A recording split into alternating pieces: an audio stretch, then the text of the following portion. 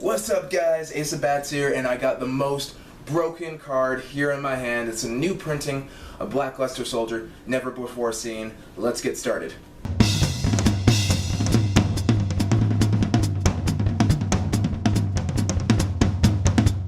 Okay, so this is not Blackluster Soldier, as you guys can tell. It is Primitive God, Soroga, War Envoy. Now it's a light attribute with 8 stars still, so very similar to BLS, and it's first edition, so probably really similar to Blackluster Soldier.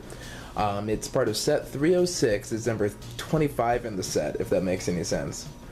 And of course, and most importantly, it's a witchcraft tribe effect, and its effect is this card cannot be called generally, meaning that this card kind of screens its calls.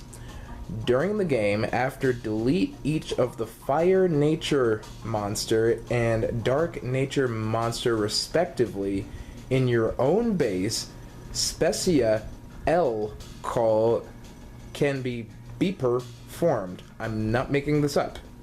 Can delete the existing monster reflected in the side table on competition field.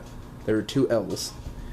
After this function has been started, cannot attack this card in this round. So broken. So if I'm reading this all correctly, it can delete all the existing, not remove, not banish, delete. Like these things are gone permanently, and then you can't attack the thing at all this round. So super broken. So that's probably why it's the Primitive God Soroga, the War Envoy. Okay, but in all seriousness, guys, so obviously that's a super fake card, super easy to find, but there are 5 things that you really should look for when you're looking at cards, when you're trading, to make sure it's not fake. 1, you might want to take a look at the font. Some of these are really good and have everything printed correctly, but checking the font. You'll notice on the official Konami cards, you can even check it. It uses, I can't remember the name of the font, but it's a specific font and it's easy to tell. Obviously, number 2, you want to make sure that the card's actually printed correctly. It's really easy to find it. You can get into the Konami card database and you'll have a really easy time telling whether all the text is correctly translated, that sort of thing right there. Number 3, the set numbers. So you want to check the set numbers to actually make sure it all matches up, make sure it's a thing that actually exists. Number 4, the rarity actually is a very important thing. So Blackluster Soldier, for example, up until very recently in the Yugi's Gold box that came out 2015, I think it was actually winter 2015 when that came out. That was the first time that we had BLS in a common printing, so before that, something like this would have been a huge red flag anyway.